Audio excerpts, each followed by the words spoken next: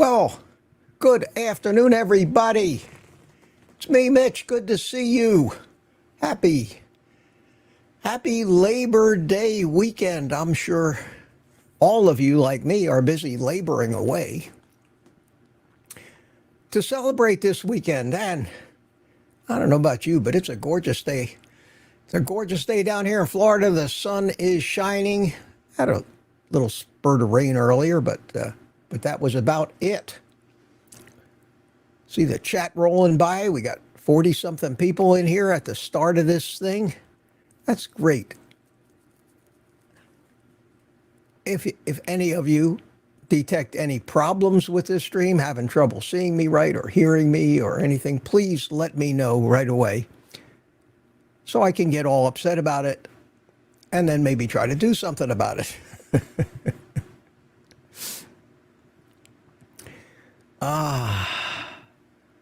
I'm kind of reading the chat as we go along. Yes, it's a little distracting, but I know you understand. I know you all understand. Marilda says, good morning, everyone. I guess it's morning where you are. About that.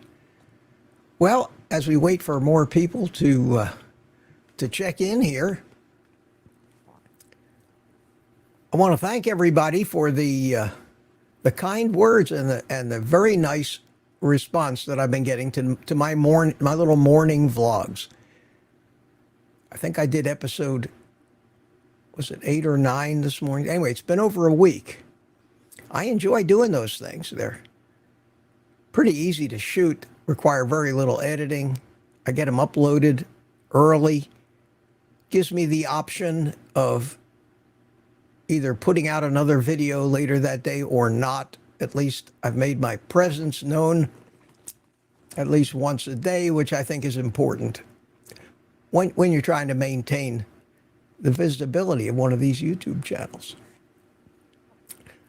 It's amazing I actually have to almost consider YouTube's feelings first, above my viewers' feelings, when I have to decide what I have to do and how I have to present it to you. But it is what it is. And so far, so good. I did have a couple of little things I wanted to talk about. Well, first, my disclaimer, I am not a doctor, don't claim to be. I can't and won't give personal medical advice. It's just not my job. I try to answer questions that I can of a general nature about carnivore, especially as it pertains to me and my experience. But we're all a little bit different, and there's no guarantee that what works for me is going to work for you. But there's no reason why it shouldn't work even a little bit, because we are all human beings at the root of it all anyway. So, no advice. Disclaimer. There you go. So I started reading the comments again. I know, I can hear it. I can hear the voices coming over the horizon. Mitch, make up your frigging mind already. Stop flip-flopping. That's what you go through when you're trying to learn how to deal with certain things. It's a trial and error thing. So for over 10 days, I ignored the comments. Well, actually, for the first, let's say, 6 or 7 days, I didn't even read them. I don't know if I was surprised to find out, but I did find out that I felt terribly, terribly disconnected from you, from this community that we've been building over the past year. I connected again during my live streams, but I didn't realize how much or how important it was for me to hear from you all the time in response to things I've said, in response to videos. The praise is great, and I get mostly praise, and I appreciate that. It's very helpful, heartwarming. And, of course, the problem I always had was with the trolls or the mean people or the people that didn't think I had any feelings at all and could just hurl things at me, and figured it, it's okay. It's okay. No compassion whatsoever. And that really bothers me, because the basic behavior of the human race in general bothers me. When I see the amount of lying, stealing, thieving, corruption, usury, when I see what is being done to us, the poor flock of sheeple out there, by people who are just want to control us, want to make money off of us, don't care about us, could care less. We're casualties of war. So my opinion of the average human being and their integrity, honesty, lack of hypocrisy, motives, it's not very high to begin with. So I can't change that. So these comments kind of hurt me, and it took me a long time to kind of strike a balance. So I came up with a new set of guidelines for myself as to how I'm going to deal with these things. And armed with those guidelines over the last couple days, I dove headfirst into the comments again, and I said I was going to give a heart on a comment showing that I have read it. I said, assume that if it was a complimentary comment, that heart meant thank you. I appreciate it. Very kind of you. If it was a derogatory comment, a troll or anything, if I didn't deem it just bad enough, stupid enough to just say, that's it, I don't want to deal with this person anymore in my comments, I would not hide the user. But if I gave it a heart, you can assume that heart meant thank you so much for your opinion. Or if I decided to reply to it, I just reply with the letter K, as in K. K. Noted. It was interesting, and there weren't too many of these ridiculous comments, but there were a few. And some of them were actually multiple comments from the same person, putting pretty much the same comment in every one of the videos that I posted. Pretty much the same thing. The first time I saw this comment, I didn't hide the user. The second time I saw this comment, I also didn't hide the user. The fourth time I saw this comment, I finally said, I'm tired of you. Sorry. I'm just tired of it. This comment said, are you okay? You don't look very healthy. Same comment, different videos. And the first time I read that, I said, oh, isn't that sweet? This person cares about me. The first inclination to something like that is to write back and say, don't worry, I'm absolutely fine. I've never been in better health. But I don't answer these kinds of comments. I don't want to get in a dialogue with these people. I did that once, and it was very aggravating, and you can't win. They are trolls. So I decided, if she doesn't think I look too healthy, don't look at me. There's your answer. Perfect solution. Act as though I don't exist on the face of the planet. You won't have to lose any more sleep over whether I'm healthy or not healthy. See how easy that is? So hopefully we're done with that. But I try not to let it bother me. It was a little pesky, let's put it that way. But I was able to not get the same kind of reaction I used to get from these things. I didn't let it hurt me, and in that respect, maybe I have toughened up a little bit. But yeah, Tom Viking says, sounds like a smartass. Yeah, of course. The same exact comment. I worry about you. Yeah. Okay, you're worried about me. You would care less if I keeled over dead tomorrow. And also a few comments about my cigars. about esophageal cancer, and you heard my answer on that one. I worry about you. This might even have been the same person. I worry about you getting esophageal cancer because you won't be able to eat meat. I went off on that one. Was it yesterday morning or this morning? One morning, maybe it was this morning, yeah. I went off on that one. Talking about the risks that we take. Now, the safest way for us to live would be to live in a steel box with padded walls and never expose ourselves to anything that might hurt us. But that's not living. You have to live. You have to live. And if I choose to puff on my cigars, I'm going to do it. And you know what? If it kills me, so be it. So be it. I made the analogy in my video about people who do downhill skiing.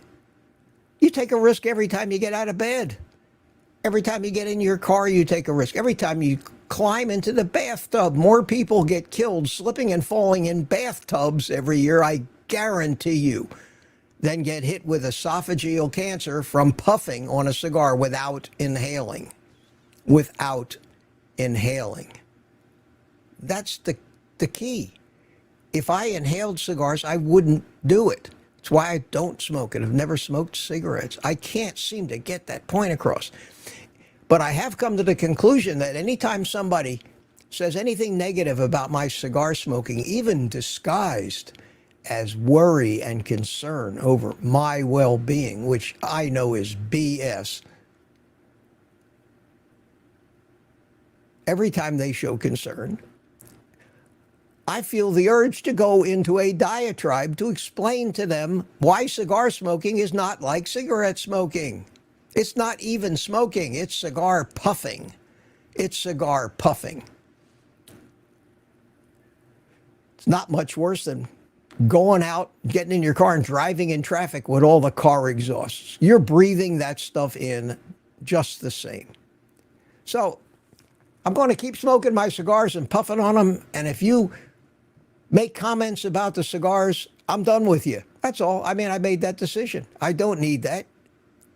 There cannot be any good motives behind it, only trolls. So I'm just, and I mean, it's, you know, that's my big threat. I'm going to hide you from my channel. Big deal. But that's the only power that I have. And that's what's going to happen. So here is Mama Cracker. People who have never smoked have gotten esophageal cancer. Absolutely. You can get it from gastric reflux, for God's sakes. In fact, gastric reflux is probably a much more common cause of esophageal cancer than smoking. But if you're not inhaling the smoke, and I tell people, I give them this example. And if this doesn't prove it, it's proven it to me. Okay? Think seriously about what I'm going to say right now. Think about the logic of this. Have you ever listened to the voice of a woman who has smoked cigarettes for 50 years? That was my mother. When my mother answered the telephone, they thought she was a man. She talked like this. How about men who smoked all their life? They have these deep, gravelly voices. Why? Why do they have? What happens? They have been drawing smoke over their vocal cords their entire life, severely affecting the elasticity of their vocal cords. They can't raise their high voice like this. They can't have a high range like this. Their vocal cords are not elastic enough to vibrate like that. Yet after 55 years of puffing on cigars, I can only remember 2 times where I actually had smoke pass over my vocal cords when I accidentally inhaled some smoke and almost coughed my lungs up because of it. So I remember those times. You do not get that stuff through your esophagus, over your vocal cords. And I think my voice is proof that I haven't done that damage to my throat or down into my esophagus. And that's good enough for me. So I do it. And I fail to understand why, if it's good enough for me, and I'm 77 years old and in the healthiest shape of my life, if that's not good enough, if you all think I need to do better by giving up the one thing that I just enjoy and relaxes me and takes the stress away, you're entitled to your opinion, but I just don't want to hear it.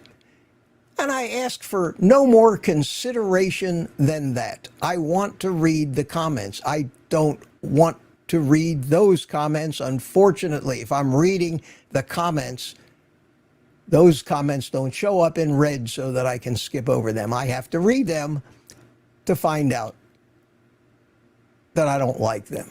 That's all I ask. I'll put up with it. I'll put up with it. But as I go through this, the more I see them, the more I don't even want to consider. I just want to get rid of whoever it is that's putting them. Their motives are judgmental. They want to find fault. They want to show me they're better than me. I'll give them that.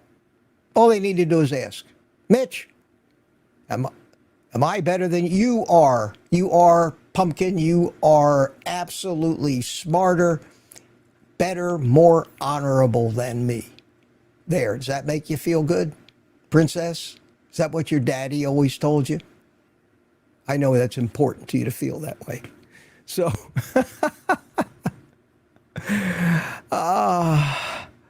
just wanted to thank you for my new addition to Salmon Patties, says Trucking Carnivore. Yes, yes. Good deal. All right, that's enough for me ranting. That's going to be the monologue for today. I did have one other thing in here. What was it? Oh, yeah. There was a video I watched today with, I think his name is Stephen Chase. Health Results is the name of his channel in England. He did an interview with Ben Bickman, actually an in-studio or an in-person interview at one of the health conferences. Ben Bickman is one of the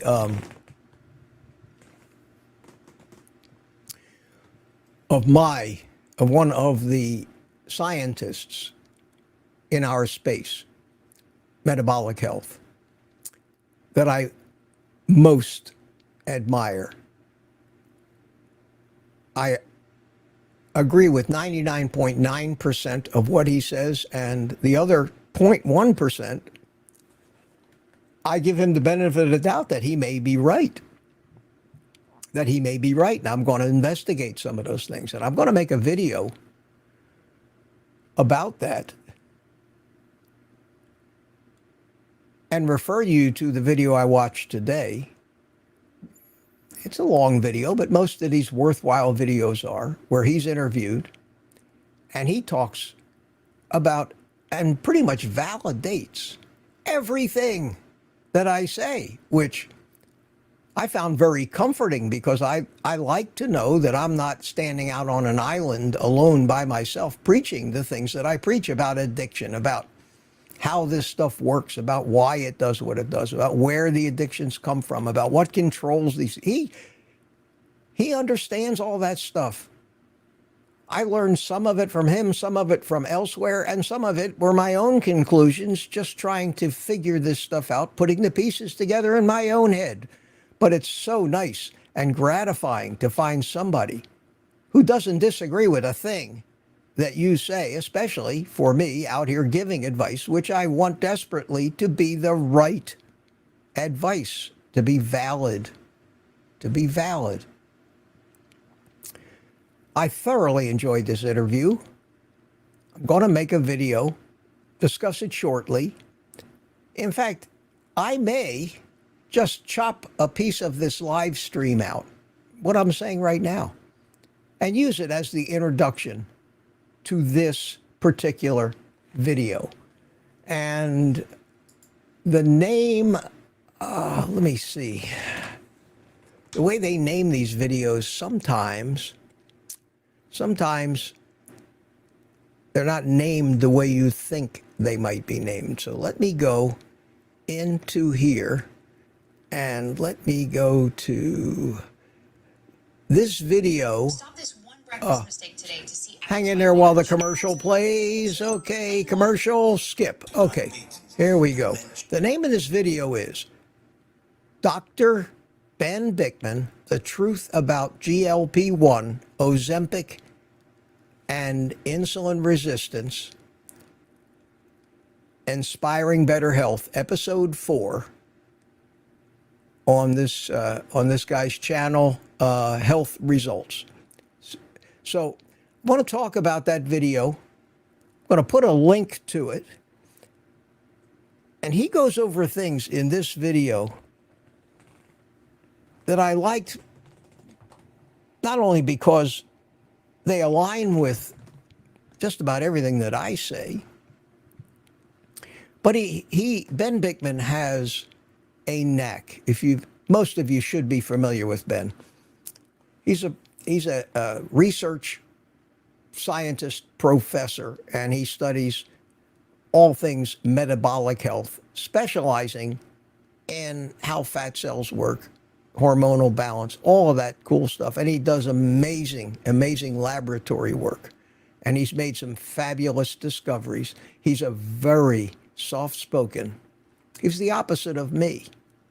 I probably spout out and say all the things that he wishes he could say, but his personality, being such a nice, sweet guy, stops him in his tracks. Me, I have no filter. Whatever's on my mind just comes flying out of my mouth. I've always been that way.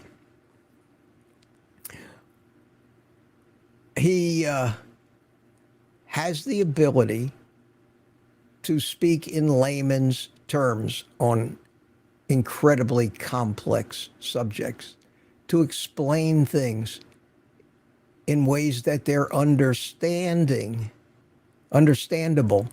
by decluttering the explanation of all of the scientific stuff not necessary to understand the principles of what's going on. He is one of the few people that has that ability. I like to think I have that ability as well, to explain things in ways that can be understood by somebody that is not a scientist. And I certainly am not, and never claim to be, a scientist with the knowledge or of the caliber of a Ben Bikman. But I don't want to be. That's not what I do. It's not what I do.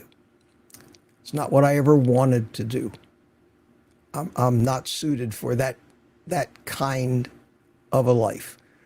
But I would love to interview the guy. I don't interview people. I've had a couple of joint live streams with Curry, with Lee Kopus, Kent Carnivore. I've been interviewed by 4 or 5 other YouTubers. But one thing you've never seen me do was to post a video where I interview somebody else. I would love to interview Ben Bikman. Love to. Finding email addresses that actually work for these people I found to be a challenge. I have written to a couple of them. I've written to Ken Berry. I've written to Anthony Chafee. I've written to Sean Baker. I have never received a reply. I did get a reply from Sean Baker's people telling me to email at a different email address, which I did, and I never got a reply. I'm not going to chase any of these people, honest to God. I don't need them. They obviously don't need me.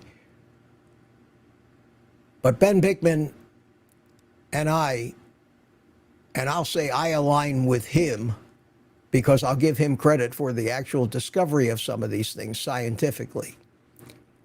I would love to sit down with him, even if it's for just 20 or 30 minutes. I have some questions I want to ask him. But this video that I'm going to recommend to you tomorrow, you should watch it. It clarifies so many of the things that are questioned in so many of the other videos with clear, understandable, concise answers. It was one of the best interviews I have seen in a long time. And those are the videos, and I don't recommend that you watch a lot of videos, but when I recommend that you watch a video, you can rest assured that I think there's really something there, or else I wouldn't waste your time, and I would kick myself in my ass for wasting my time watching it all the way through in the first place. Yesterday, I recommended a video about prescription drug addiction from 2016. Which I thought was very well done, fabulously interesting, if you managed to sit through the whole thing, and very informative. And everything they said in that video was true, and the problem is monumental. But my main point of pointing that video out to you was to say this video came out in 2016. You'd think the problem would have been solved by now that the whole world knows all this stuff. Doesn't matter. It doesn't make a dent. And it doesn't make a dent because of the corruption, because of the media, because of the money flow, because of the power, because of the big jobs and the big agencies in DC, because of the lobbyists, because the system is not set up to allow this message to get out. And if any little bit of this message ever gets out, what immediately happens is a tirade launch of propaganda against whatever new message just came out. Like phony studies from Harvard that say red meat causes diabetes.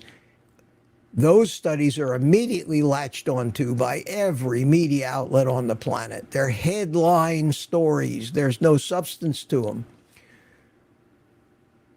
So a movie is made exposing all the fraud, all the corruption. Robert F. Kennedy Jr. gives a speech pointing out all the problems, all the corruption. And then we're overrun by propaganda paid for by all the offenders and the violators and criminals that are causing these problems. And what is the media? What is the media? You know, all the news that's fit to print media. What do they put out to us? 100% of the propaganda and as little of that other stuff as they can get away with. And even then they disguise it as bad news instead of it's criminal, it's terrible. And the only defense that we have, the only thing we can do is ignore all of it. Just learn to ignore it. Like polls. I'm not going to talk politics today, but I'm going to use polls as an example. Polls. You turn on the news, you see a poll that can't possibly be real. That disappoints the hell out of you. It panics you. So-and-so is winning by 10 points, and you say, that's impossible. And it demoralizes you. Those polls aren't real. Those polls aren't valid. They're propaganda. Both ways. Don't believe any polls. Don't base your decision to vote or not vote on whether you think the election's already been won or lost. That's how they play the game. Get your ass out and vote. That's the only poll that matters, as long as those counting the results of the poll aren't corrupted and dishonest, which is a whole nother story.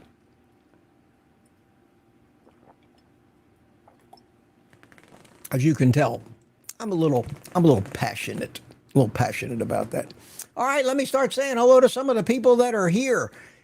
Our attendance is kind of down a little bit today. We're about 90 people. That's a little less than we normally get, but it is a holiday weekend, and I'm hoping that those of you that aren't here are out having a great time with your families, barbecuing your little backsides off, doing it whatever you do out there amongst the masses to celebrate Labor Day. Probably shopping. Everybody's got a sale. Oh, I just posted a thing in my community chat, if anybody cares. I don't know if anybody does, but you know, I bought that, here, let me show it to you. I bought this, this thing over here, the EcoFlow 1024 kilowatt backup battery. I can power my whole system here on it. For 3 or 4 hours, should I have a power failure, I figured out, I made a video about it, I can power my little freezer out in my shed for a day or two. I got a solar panel for it. The regular price of this is like $1,000. I bought it for around 500 during the Amazon Prime sale. It's on sale. There's a Labor Day sale on the thing. It's like, says $9.69 on the price, but then it has a little checkbox underneath. It says check here for a $420 coupon. So what that means is they're selling it for like $549, which is the lowest price you're going to find, maybe other than Prime Day or Black Friday. So if you missed that and the price shot back up to $800 or whatever, now's your chance. This weekend, Amazon's got them, 500 and something bucks. They work great. I've tested it every which way from Sunday. I've actually run my whole entire studio. This whole mess, everything here. There's 2 computers, monitors, all the network infrastructure, the modems, the routers, even the studio lights in my studio. No, I'm sorry. They're not running on it. I could live without those. But if my power were to fail, as long as my internet connection was still alive coming into my house, you'd never know it. I'd be sitting here uninterrupted, and I could do so for 3 to 4 hours. Even if the power never came on, I could at least finish my live stream, do what I'm doing. And that takes one little thing that I don't have to worry about now, because here in Florida, we get a lot of little power failures. Power will blink on and off. I have an uninterruptible power supply on my system that'll power it for about 15, 20 minutes. It's a pretty good size one. But, so if the power were to go off, I would still be live. Everything would be powered. But sometime, if it didn't come right back on again, I would have to unplug that UPS from the wall, plug it back in to this thing here, turn this on, and then I'm good. Be good for the rest of the show. Okay. Want to get that out of the way. So let's see. Cliff Medina was in here early. Hiya, Cliff. Good to see you. And Michael, United Carnivore from Tampa, was in here early. Michael's the guy that I went to lunch with over at the Brazilian Steakhouse. And in September, I'm going to announce it pretty soon. We're going to try to put together 2 different meetups, one in Tampa and one here in Melbourne. So we'll see if we can actually have a nice lunch together and all get together and just have a little meat orgy at the Brazilian Steakhouse. It was really, really terrific. Texas, Tom Shaving Tips from West Texas. Hello to Mitch and everyone. Good to see you, Tom. Always good to see you. I have Don Schonger here. Hiya, Don. How you doing? And Ann Wright checked in early from England. CB Carmack, Sheriff from Alabama. How you doing, CB? Hope everybody all around the world, he says, is having a great one. Steve Studley's here from Steamboat Springs, Colorado, and Satya Khalsa from Arizona. We got him from everywhere. Susan M. says hello, everyone. And Aberbear says a good evening to all. I think he's in Europe somewhere. It's probably evening over there. Lynn Clow, how you doing, Lynn? Nick Sheeson, Lynn, how are you? Chelsea Oates, hello on the road coming back from a Costco run. I hope you scored big time, big time. Mama Cracker, how you doing? Northeast Ohio, cloudy and 78. Laser unfocused.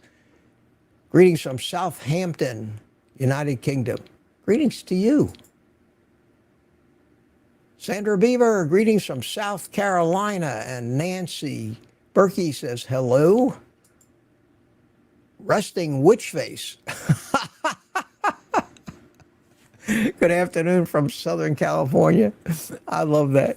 That's a great name. That's a great name. That's a thing, though. Although it's not witch, they don't call it resting witch face. I think there's a bee thrown in there somewhere. But that is a real thing. There are some women who, when they just let their facial muscles relaxed. They just look angry at the world. So I'm told. Laurie Ribideau, how you doing? Good afternoon, Mitch from the Eastern Shore of beautiful Lake Michigan. Moorhen is here. How you doing? I think, yeah, you're from Europe over there. Moorhen, was it Ireland or England? One of those two, I think. Joanne T. Hello from Ontario. Beth is here. Mitch, thanks for the additional documentary recommendation. It was definitely worth watching. Glad you liked it. Marilda Tuamada, how you do? Tuamala, how you doing? Marilda, good to see you. Good morning, she says. Resting Witchface says hi to Chelsea Oates. We haven't seen Resting Witchface before. Welcome to the channel. Welcome to the live stream. Good to see you. And good to see you on a holiday weekend. I didn't know what to expect. I even thought that I'd probably be sitting here with 5 or 10 of you. That's a pleasant surprise. Turamir is here. How you doing? Chris S. is here from the United Kingdom. Nick Sheeson, how you doing? Les Junkmore Health says hi. Leah, how you doing, Leah? Love to hear from me daily. I like doing those things in the morning. They're easy to do. And interestingly enough, what I said this morning was true. I go out there with the camera in the hand and I take my coffee. Normally don't do a cigar. Normally just do that on Monday. Holiday today. I think I said it was Friday this morning. A few people said it's not Friday, it's Saturday. When you're old and retired and every day is exactly the same, sometimes you're wrong. And if I said Friday, yes, I was wrong. But I think I got the date right. It's the 31st. Somebody told me that I got the date wrong. It was the 30th. Maybe they were saying Friday was the at any rate. Today is Saturday, August 31st. I cannot believe we are already through with the month of August. Wow. Wow. Time flies. Turamir saying hello to everybody. Everybody's saying hello to Turamir. Friendly bunch. Who else didn't I say hi to? Tom from Tampa, Florida. How you doing, Tom? Good to see you. Tom participates in our chat occasionally on the private community. We had a nice little time Thursday night. I hope some of the newer members who were gifted memberships enjoyed that.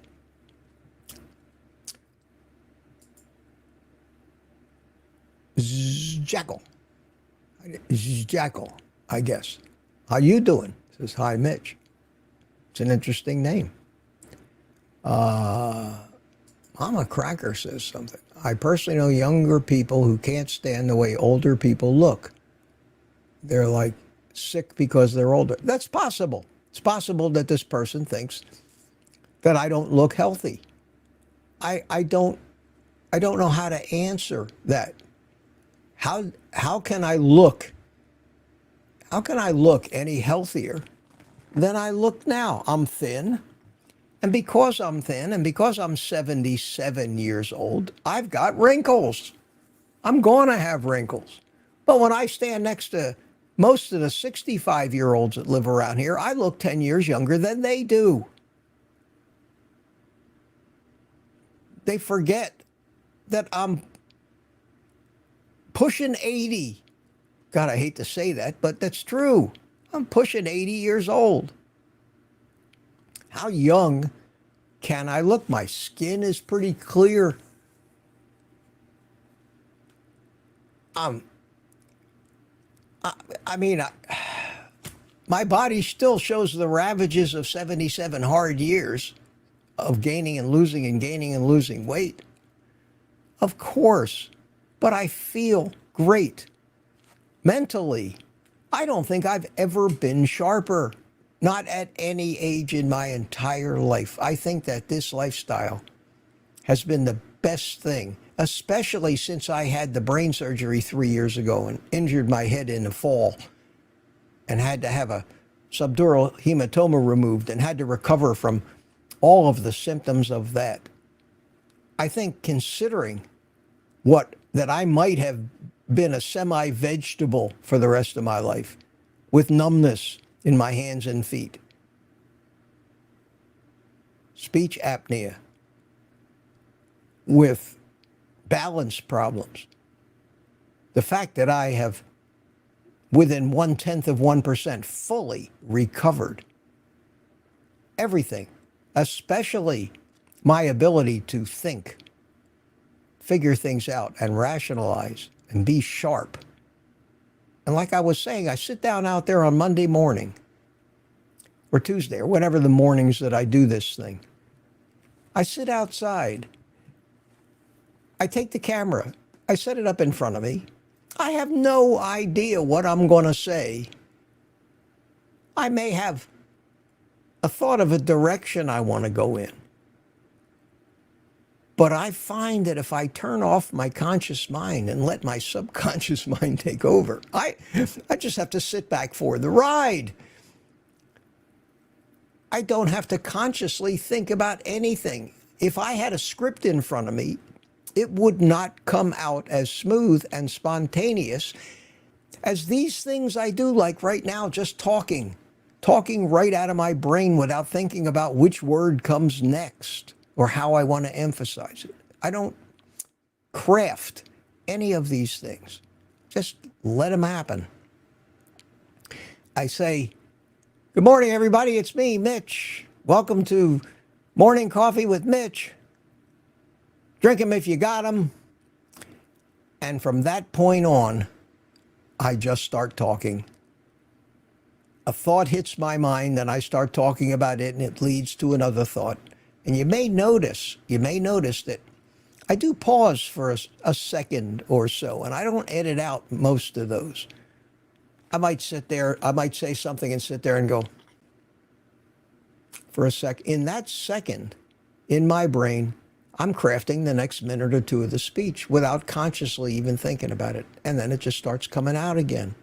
So I'm happy with the way that works because it's easy for me to do. And for some amazing, miraculous reason, when I play back these things, I watch like, where did that come from? That actually made sense, Mitch. How the hell did you come up with that? Of course, I had never thought about it in advance.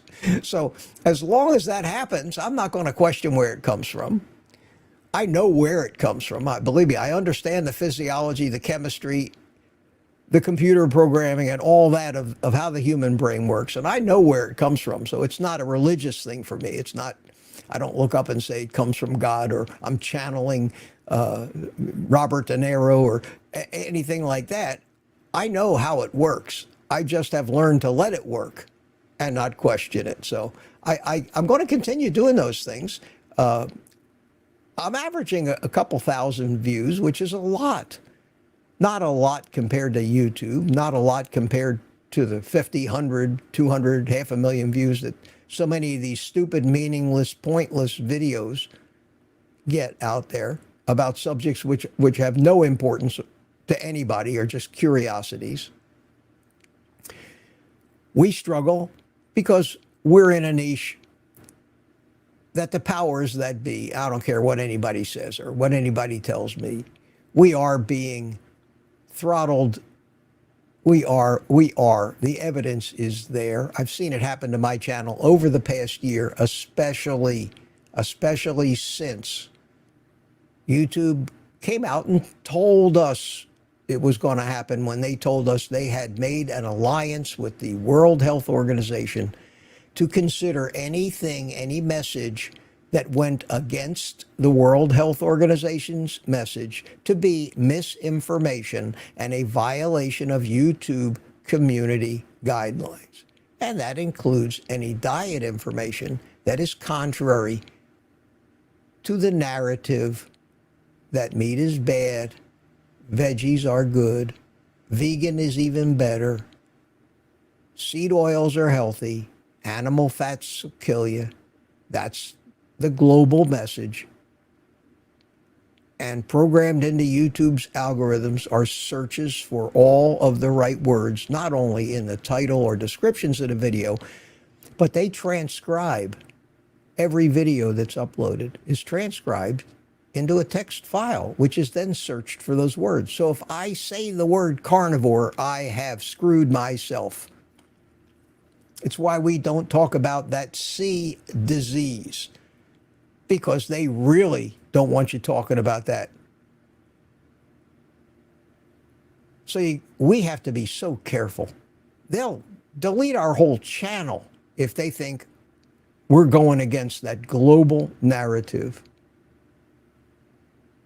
That's the corruption that we have to live with. That's the erosion of our free speech. And unfortunately, since Google is a private company, the government can only tell them what to do and how to do it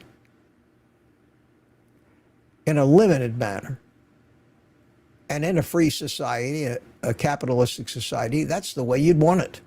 So it's a double-edged sword. And we're stuck with it. When I first started this carnivore stuff, I had 2,000 subscribers. I was getting 50,000 views on a video. I got 200,000 views on a video where I took a piece of chuck roast and threw it in a crock pot. 200,000 views on that video. Took a piece of chuck roast, threw it in a crock pot. Didn't even put any water in there. Just put it in a crock pot, turned it on low, put the lid on it. Oh, the chuck roast came out great. 200,000 views.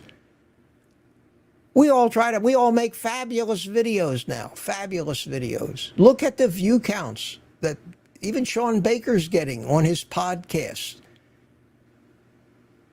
1,000, 2,000, 3,000. Guy's got 300,000 subscribers. He should be getting 100,000 views on any time he turns the camera on. So people can argue with me all day long saying that we're paranoid, we're not being... I don't want to use the word censored, because they still let us get our message out, but they limit who it's presented to. It's presented, if we're lucky, to our subscribers, if they haven't unsubscribed them from us without anybody even knowing. But in order for your YouTube channel to grow and in order for your videos to get a lot of views, they have to push them out there to many other people, huge numbers of people that have shown interest in the genre, but may not be familiar with you. That's where you attract new viewers, and I get a few of them. So YouTube is still pushing my stuff out there a little bit, but nothing like it was. And that's fine with me, as long as somebody's getting this message. And even though it sounds like not a lot of views when you say 2,000 views, if I took 2,000 people and put them in a room, that'd be a lot of people. That means that I'm not talking to nobody, but I'm not getting this message out there. Now, I'm also not getting 15,000 comments a day either. That's the upside of not getting 50,000 views. At any rate, that I always go off on that kind of stuff. I think I've said hello to everybody that got in here early. Usually during the second hour of these live streams, I like to try to look for questions. If you've got any questions or anything you want to know about me or what I do, or something that you're curious about or you want to talk about, 3 capital Qs in the chat, QQQ, and I'll be able to find it. And I'm still trying to finish this last bit of cold coffee.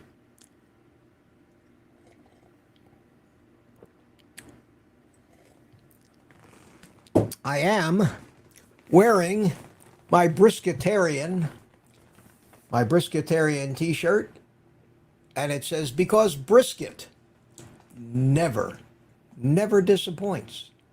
Y'all like my alternative side camera shot here? Cool, isn't it?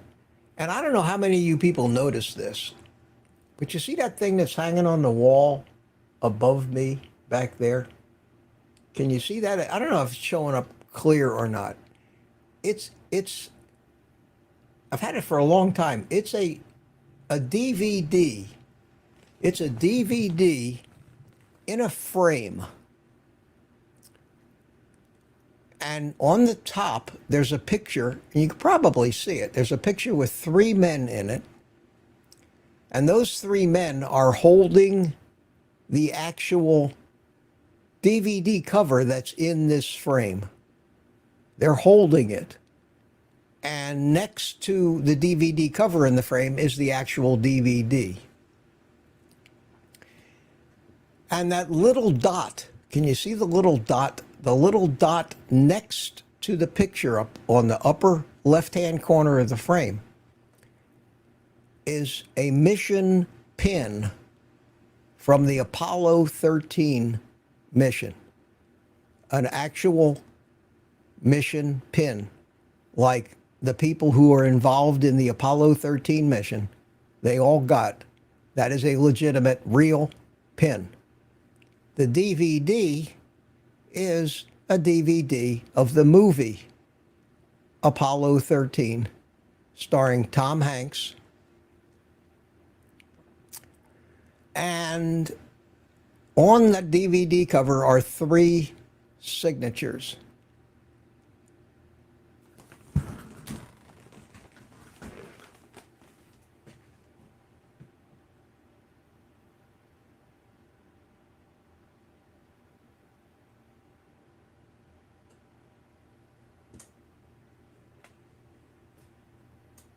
That one, I hope you can hear me. This one I'm pointing to right here says Ron Howard. And that's Ron Howard standing in the picture holding this DVD cover. This one says Jim Lovell. And that's Jim Lovell.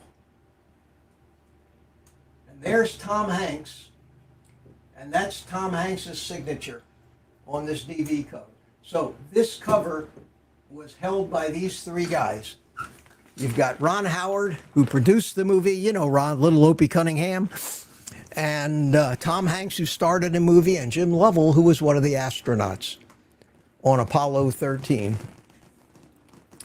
And I value and cherish that piece of memorabilia because I remember the Apollo 13 flight. I remember minute by minute staying glued to the TV for days as they tried to get those guys back after their spaceship blew up on the way to the moon. It was a historic mission. The rescue was unbelievable. The tension, the drama was better than anything Hollywood could have ever produced. And Tom Hanks and Ron Howard, they did such an excellent job on that movie. That movie ranks way up there. And years ago, at the Orlando International Airport, I was on my way somewhere. They have a shop in the Orlando International Airport. It's the NASA memorabilia shop. They sell all kinds of stuff, you know, the gloves from so-and-so's spacesuit, you know, just like movie memorabilia, you know, something that Elvis wore. But this is all space stuff. And they had this.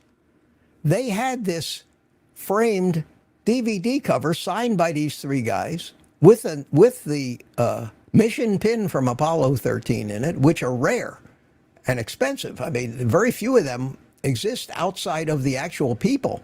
Now, a lot of the people that have them have put them up for sale on eBay and everything else but they were only issued to people who were involved in the Apollo 13 mission. You couldn't buy one of these things. You had to be in the mission.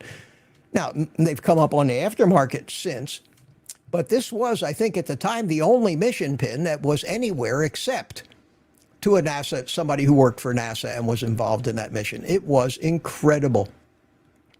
And they had this thing for sale, and it was expensive.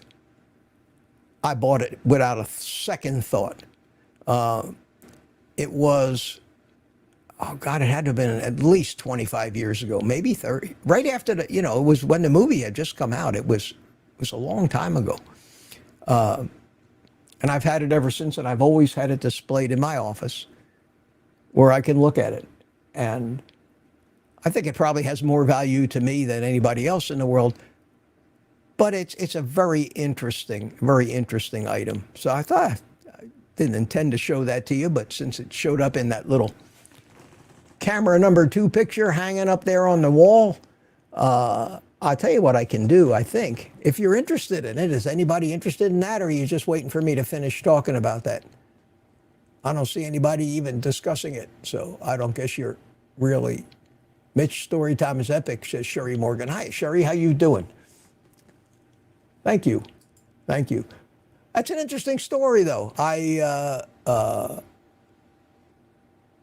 still trying to see if anybody's that interested. If you are interested, let me know. Next time I'll hold it up close to the camera so you can see what it looks like. Meanwhile, we're all talking about all kinds of other stuff. So let me see if we have any questions.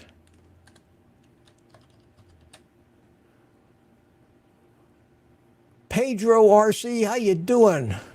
Pedro, one of the RC guys from my old drone days. What are your thoughts about the lion diet? Thank you. I think the lion diet is a great diet. I think it's at the far extreme of carnivore. And everything goes in stages. You're eating low carb until you get below 20 grams a day. Then you're eating keto until you get below 10 grams a day. Then you're being a ketovore until you get to 0 grams of carbs. Now you are a carnivore. And when you cut out everything except ruminant meat, no chicken, no fish, no dairy, no cheese, lamb is ruminant. But you stick to the ruminant meats, especially beef, water, and salt, period. You're now on a lion diet. This is what Michaela Peterson has to do in order to keep her autoimmune conditions in check. It is the most extreme end of carnivore, and in that respect, should be the healthiest. Dante Ferrigno, which you all know. He's the guy that kind of brought the lion diet a couple of years ago more to the public's attention with his videos. He's done very, very well on the lion diet. I don't know if he still strictly adheres to it, but he did great on it. The question, or what I read in the question is it necessary to go that far?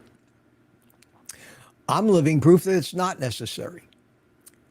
For me, 0 carb is all I need to be concerned about. And I've eliminated dairy because I've never been a big dairy fan either. I never was. Some things are, I'd like to say, hey, I gave it up and be proud of the fact, but I've never liked it. So it was no big deal to give it up. And if you can give up things that you never liked, it doesn't make you a hero. I probably wouldn't be eating a lot of dairy anyway. I never drank milk. I subscribe to the philosophy that dairy is for children. It's for babies up to 5 years old. I think that, excuse me.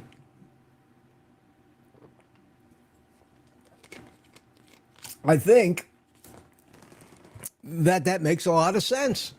I think that makes a lot of sense.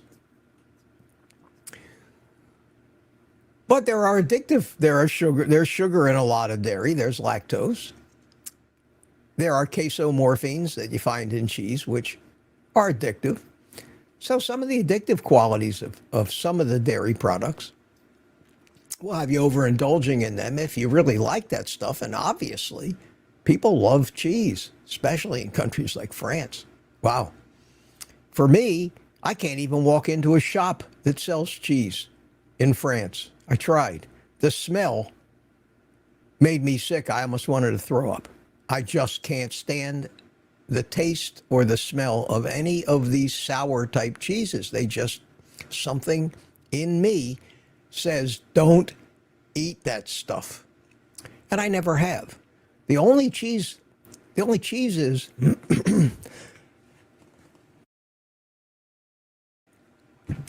Excuse me. Let me swallow that little frog that crawled up into my throat.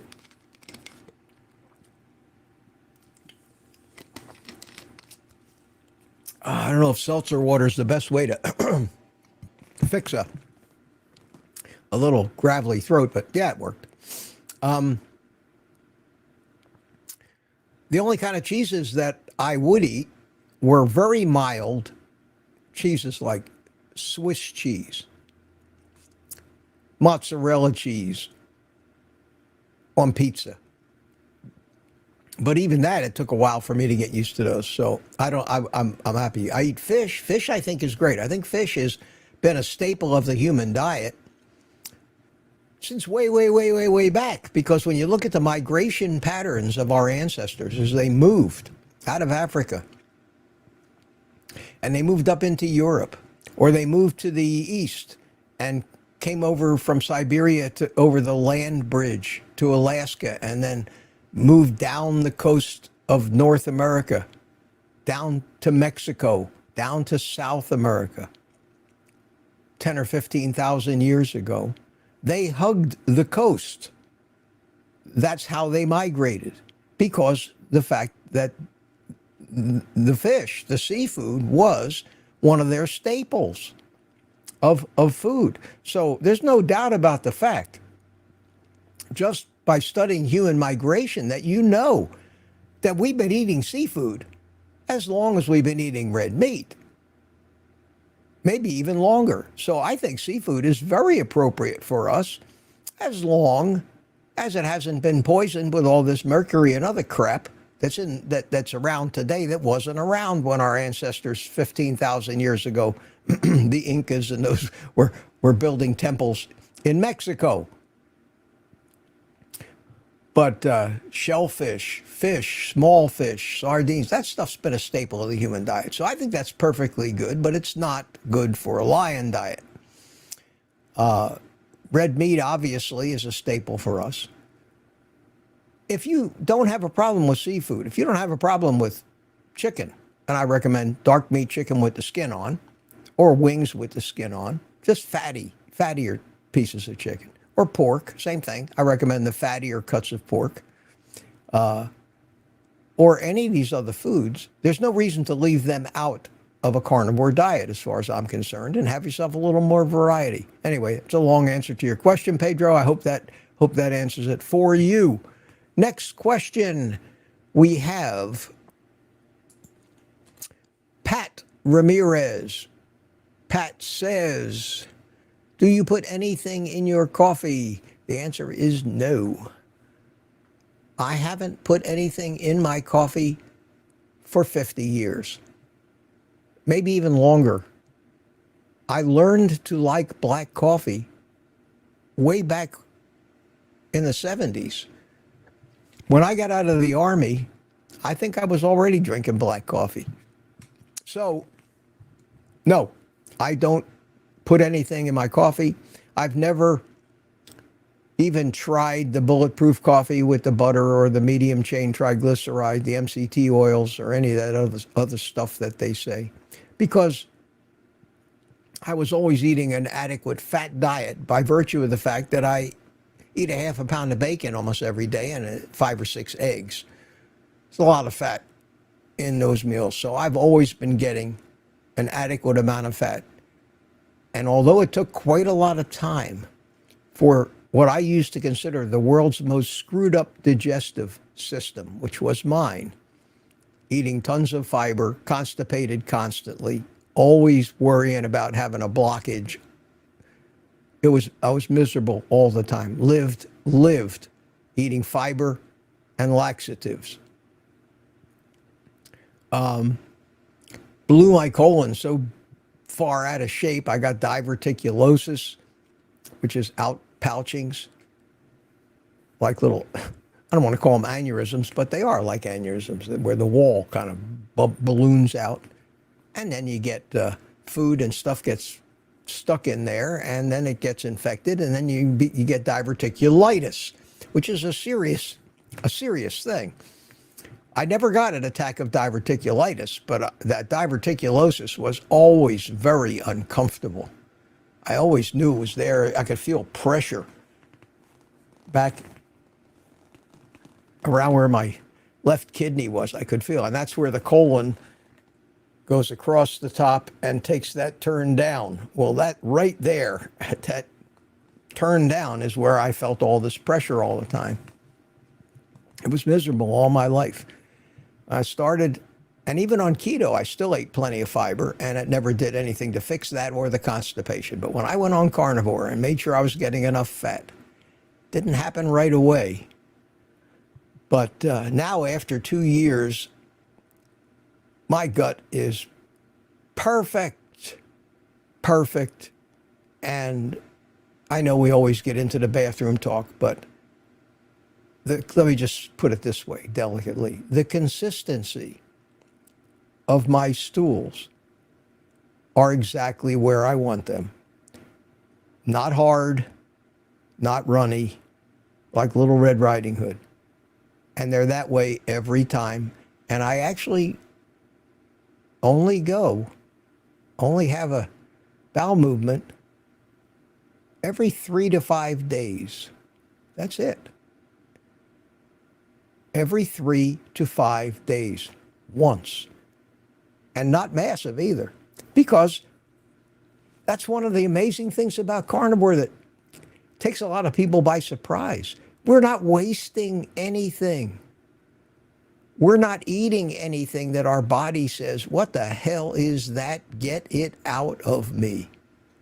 Like all of this insoluble fiber and crap that you're eating wood, you're eating cellulose, you're eating the landscaping from the front yard when you're eating that stuff. That doesn't belong in the human body.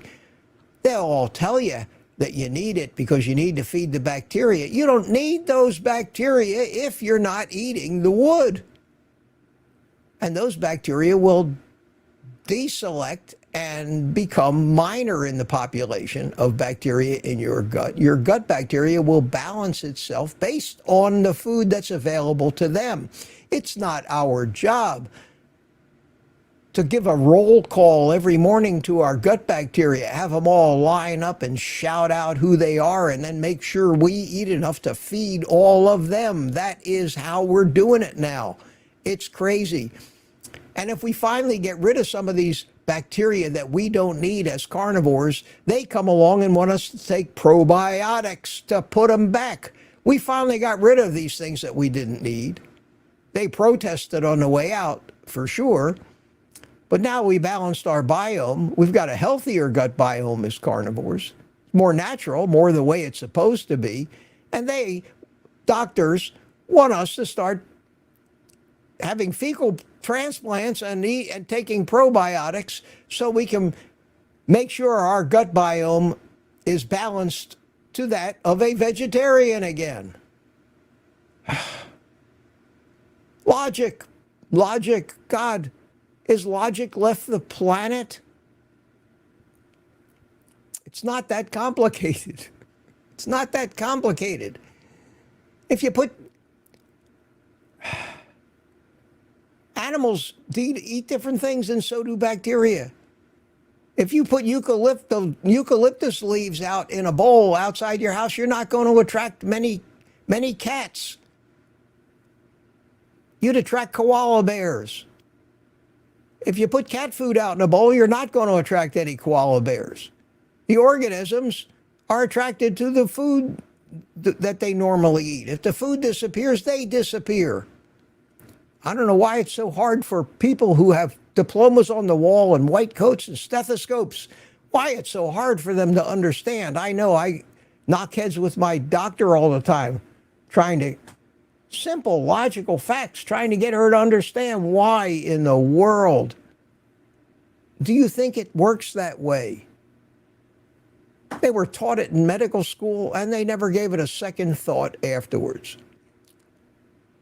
The Gospel of Loma Linda University.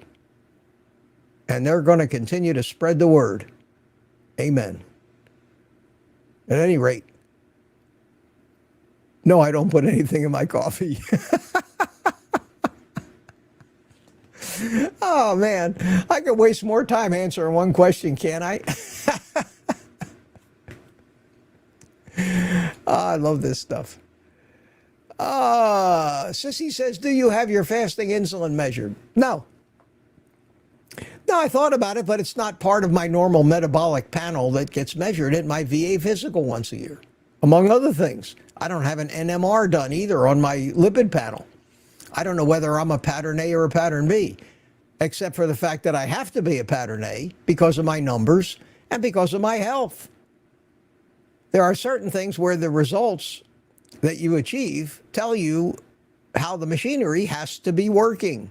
You know, if you're driving your car and it's purring like a kitten, that you don't have 5 bad spark plugs. It's just obvious, okay?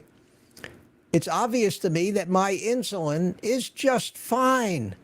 And it's obvious because I have all the signs of perfect metabolic health. My weight is stable. Is stable, and my hunger is non-existent. My fat has gone away. If I had higher insulin, my fat cells wouldn't give up the fat. Everything is working right. I don't want to know or try to micromanage what is my normal value for these things, because what's normal for me may not jive with all of the ranges that are basically designed to show you what is normal for most people, according on a bell curve. Most people are metabolically ill. So the recommended ranges, and Ken Berry addresses this in his book, Common Sense Labs. He talks about, well, this is the recommended range, but this is the optimal range for a healthy human being. And oftentimes they don't coincide very well with each other. So I don't worry about that stuff. I know that I'm not a diabetic. I know that my blood sugar is where it's supposed to be. Everything is right where I want it, and my LDL is screaming high at 340, which to me is the reason why I'm healthy, the reason why my brain works, the reason why my testosterone is 729, more than twice the average 30-year-old man in this country now. The reason why at age 77, and I'm going to brag about this, all of my equipment works like a champ. 77 years old. I have to be careful because I probably could very easily father children at my age, and that's the last thing I ever want to do. All of that stuff shows me that my body is working the way it's supposed to. And if it's working the way it's supposed to, then all of my levels of all the different things must be correct within a good range. Otherwise, things wouldn't work well. I would have ED like half the men in this country. Why do they have ED? Because they're lowering their cholesterol artificially with drugs and eating too much sugar. Those two things are causing the metabolic syndrome that is responsible for low testosterone, circulatory problems, and ED. It's an epidemic, and it all comes from the diet. I had my doctor check my testosterone levels just to prove to her how healthy I am. I said, you know that cholesterol is the precursor for the sex hormones, estrogen and testosterone. They are made out of cholesterol. No cholesterol, no testosterone.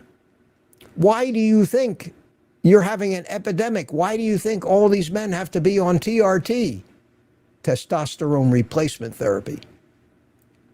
It's because you're artificially lowering the precursors in their body that they need to make their own testosterone. There's something wrong with that. We should not be fooling with those things. We need to do the things it takes to get metabolically healthy. That's the most important thing, is that our metabolism is working. What that really means is that our mitochondria are healthy and can produce the energy they need to produce, that they're being fueled primarily by free fatty acids and not sugar. And if you get that in line, you're going to be healthy and everything else is going to fall in line, including your weight, which is why I tell people stay off the scale. That'll take care of itself. Worry about getting healthy, becoming a fat burner, avoiding the sugar.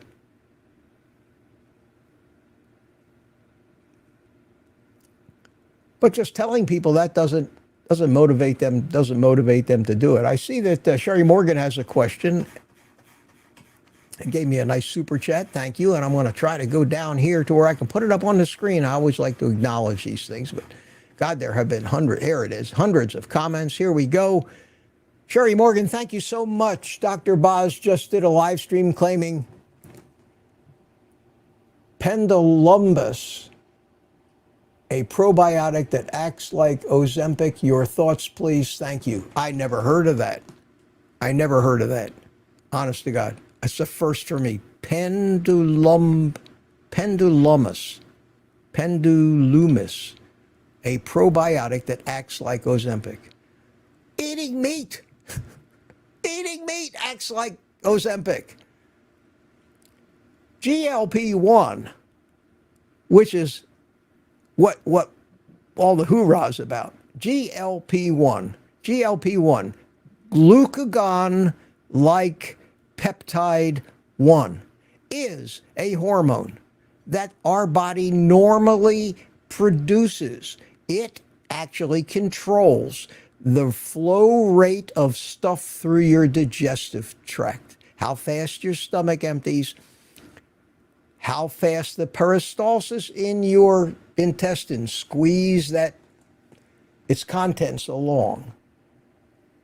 That's controlled by GLP-1. GLP-1 has been around in us since the beginning. It's necessary. It is controlled, and the hormones that control it, and it balances with other hormones like glucagon, and that's how our bodies work. Hormones are messengers. Hormones are the way that one cell in our body communicates with other cells. They don't have telephones. They communicate by the presence or absence and levels of certain hormones attaching themselves to receptors on the cell wall. And these cell walls have thousands of different receptors for different hormones. Anyway, thank you so much. I'm going to try to answer that question. The simple answer is, yeah, I'm not surprised that a lot of things don't affect the levels of GLP-1. But your diet affects the levels of GLP-1. Why would you need to use a probiotic to do that when you could just eat meat?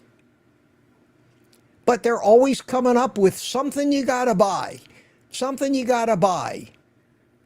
thing that you got to buy. I haven't listened to it. I haven't listened to Annette Bosworth in a long time. She's a great woman. She's doing a lot of people a lot of good. I admire her. I disagree with 50% of the things that she says. She's a doctor. She may be right. I'm sorry. I disagree with 50% of the things that she says and the methods that she uses. So I avoid her. Every time I try to watch something of hers, I lose my mind. Overcomplicate things. Holy cow. Here I am with my message trying to say, keep it as simple as you can. You don't need to worry about anything. Just eat the right foods. Everything takes care of itself. Our physiology is brilliant. It evolved this way. It worked long before we understood it perfectly. It still, to this day, in every animal on the planet works perfectly. And I don't see any animals measuring their ketones in their blood sugar every day and creating a ratio and striving somehow through exogenous compounds to manipulate that ratio into an exactly certain range. I don't see a single animal on the planet, not a rat, not a roach, not a lion or a tiger, taking blood tests every day. We are animals. We don't need to do that stuff. We should leave it alone. Feed it what it's supposed to get. Get as close as we can. Supplement what we have discovered is missing from our food these days that used to be in our food. And forget it and go about living our lives as long as we feel good. If we start to not feel good, then we might investigate what may be a little out of balance. But I feel great. Why would I want to worry about it? Things like that. Why would I think I need to go out and buy some manufactured product, some probiotic, when my GLP is being regulated by my body to be exactly what it needs to be? Now, GLP is a very controversial subject. Ben Bickman, in that video that I'm going to recommend to you tomorrow, gives a great explanation of what it is and how it works and why these medications are so dangerous and so bad an idea. What they do, these new dosages of these GLP-1 agonists, increase the amount of this hormone by 5 times.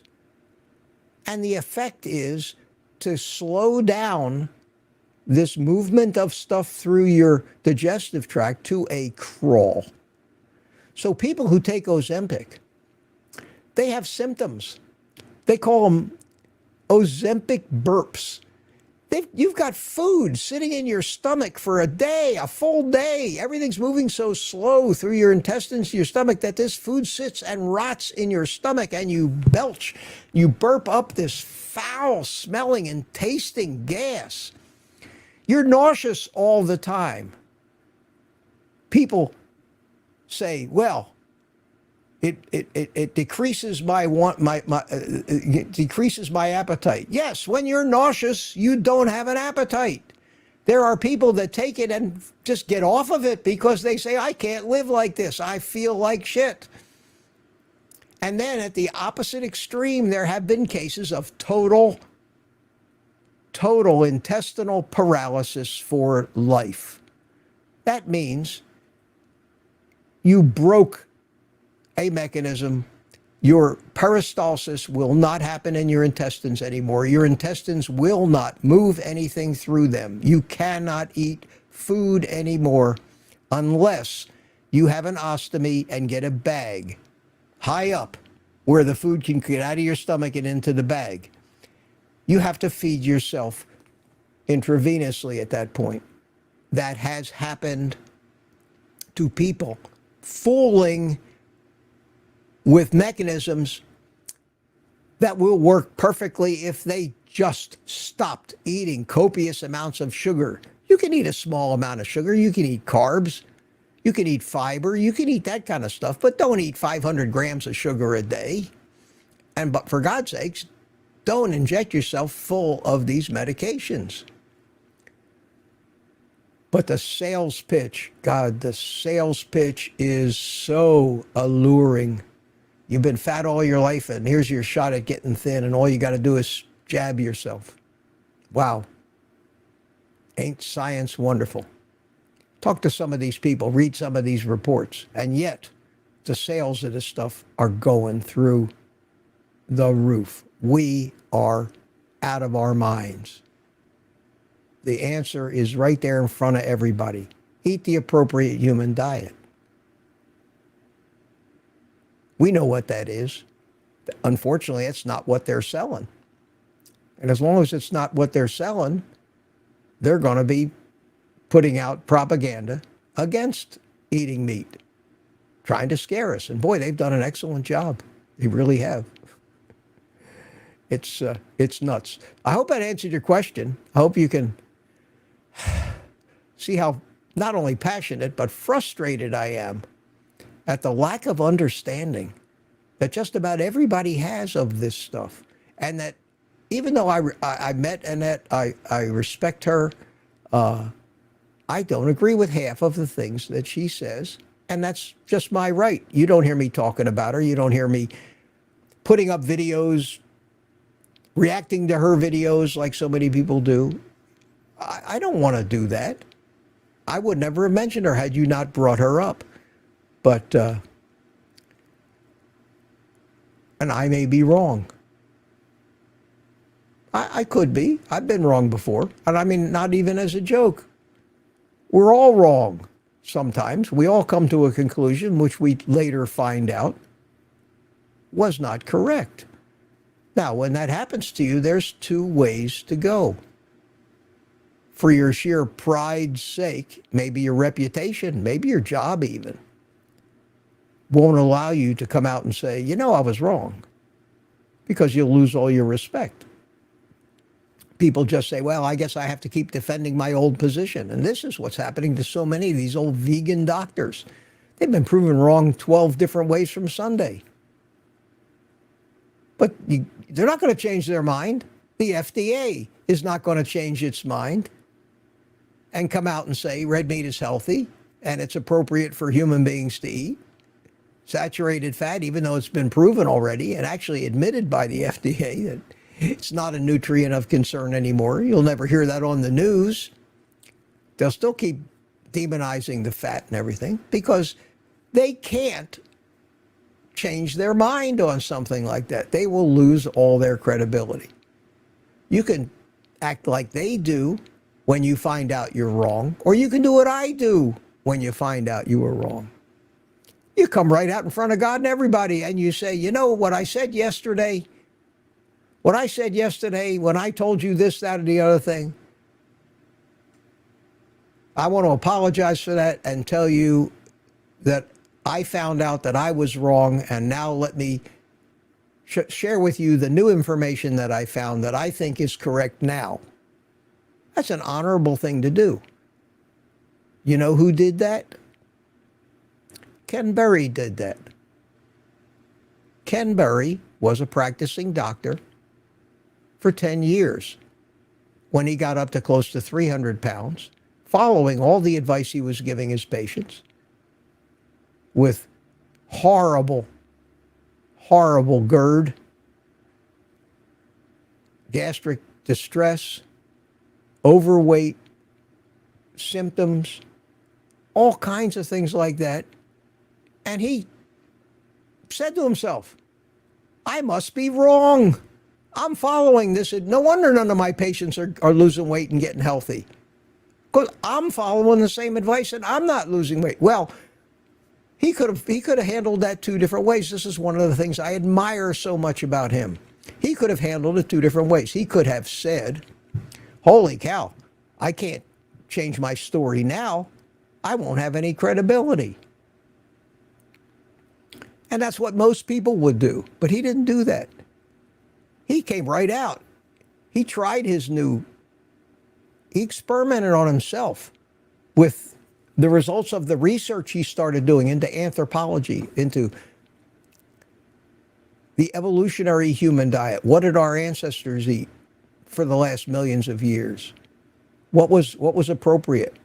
And he coined the phrase proper human diet. And all of a sudden, he started to get better.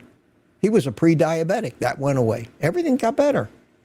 So then he started, little by little, recommending this to his patients.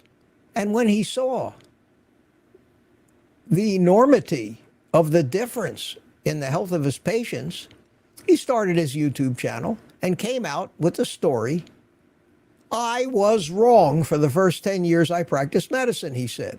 Wrong. He admitted it. And then he went on and shared what he had learned. And here we are today.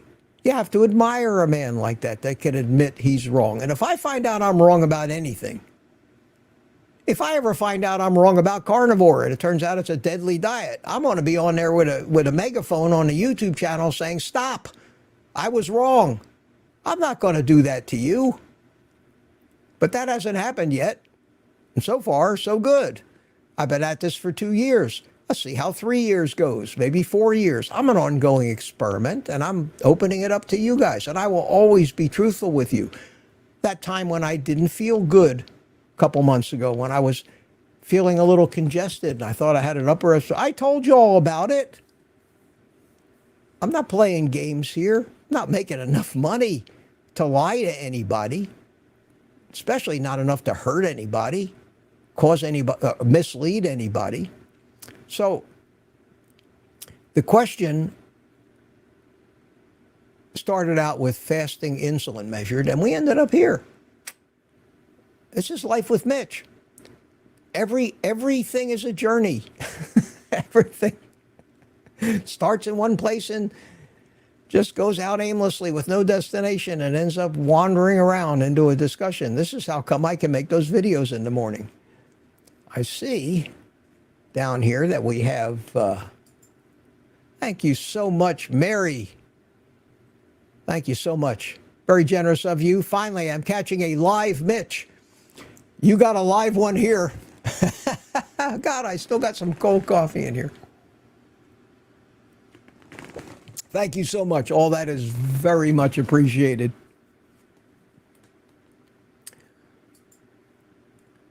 And I hope I don't embarrass you by showing those things, but I always like to acknowledge them.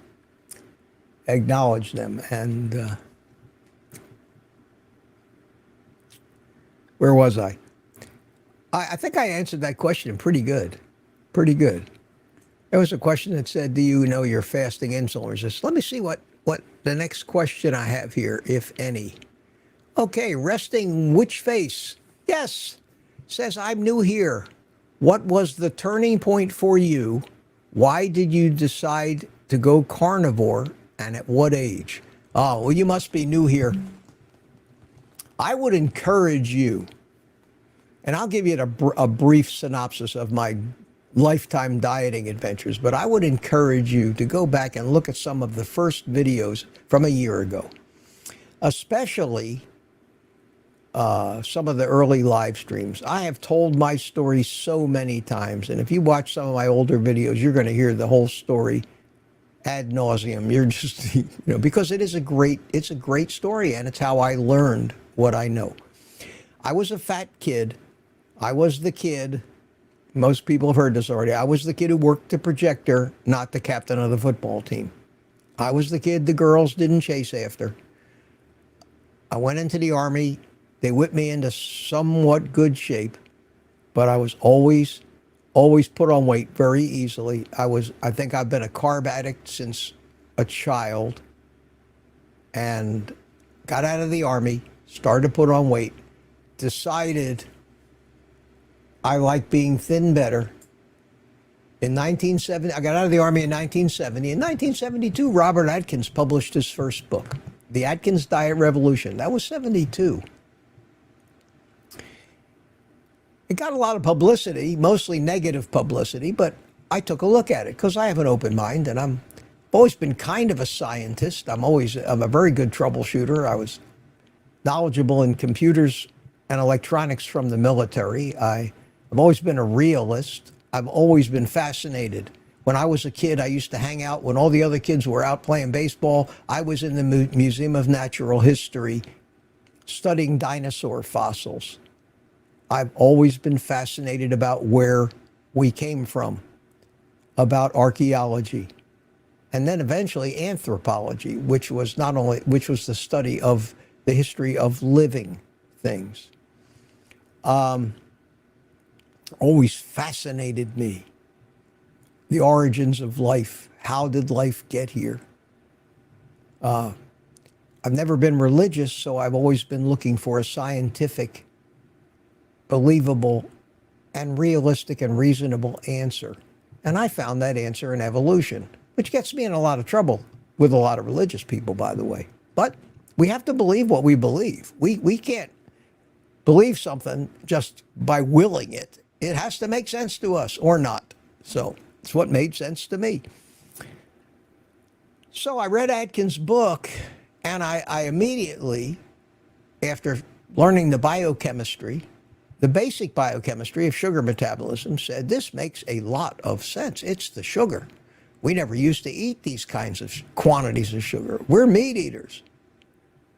So I went on a meat-heavy, low-carb diet, and I lost weight on Atkins, but that didn't cure my carb cravings. But it cured him enough where I could lose weight, and I was successful. But then I got down to my goal weight, and I said, hey, I did it. I lost weight. Wow, this Atkins diet is the greatest thing. Let's go out and celebrate and have some pizza and ice cream and mass quantities of crackers and cookies and cake and other things that I've been avoiding for the last 8 months. And I did. And within 2 or 3 months, all my weight's back again. And I say, wow, didn't take long. And I got disgusted with myself when I hit around 200, 210 pounds. And I said, all right, I guess I got to do this again, back on a low-carb diet. And by that time, there was a new low-carb diet. I don't remember, it was the Zone diet, it was the Paleo diet, it was the Mediterranean diet, it was this diet and that. Anyway, I've done them all. And they're all basically low-carb, high-protein, moderate or high-fat diets, and they all worked. And at the end of each one, but they all included vegetables, and they all included sweet-tasting things, and all the things artificially sweetened that we took, all the Diet Cokes and the artificially sweetened baked things that we all made. We didn't think about that. But as long as I kept eating sweet things, I never cured my addiction, and I kept gaining the weight back. And I did that right up until the time I was 75 years old, in answering your question. When I was 75 years old, I had been on keto a year before. When I was 74, I hurt my head, and I had to have brain surgery. And in the time of recovering from that, I put on about 30 pounds. So here I am. I've recovered from the brain surgery. I got my balance back, got my speech back. I got everything healed. I was doing great, but I was 30 some pounds heavier. And I said, oh shit, here we go again, back on keto. Well, by this time, 2 years ago, carnivore was becoming the big thing. I had heard about it. I've been watching the videos, but I always thought it was a little too extreme to cut out the vegetables and maybe the fruits. And I was hooked on blueberries. Blueberries were my deal. Once I started eating them, I couldn't stop until they were gone. I don't care how many pounds of them were in the freezer. I would devour all of them. I said, you know what? I said, there's something to this. I am a carb addict. I started researching addiction, learning about addiction. And even though society won't admit it, I came to the conclusion that carbohydrate addiction is the strongest addiction the human animal has. So much stronger than all the other addictions combined, that we can't fight it, that we're helpless. And that's why all of us fail on diets all the time, is we're addicted to this sugar. And when you're addicted, you have no control. I don't care how much people protest and say, oh, I'm strong, I have self. No, you don't. You don't. Your subconscious mind is in control of everything you do. And it's very good at negotiating with your conscious mind and providing with all the reasons why it's okay this time to eat all that sugar. Don't worry about it. You'll start again tomorrow. And you go, oh, really? Okay, that's great. I'll buy that on the way to buy the ice cream. I learned all that. I observed all that. I didn't delude myself or fool myself. I came to terms with the fact that this is an addiction. So I started studying, how do you cure addictions? And one word kept coming up everywhere: abstinence.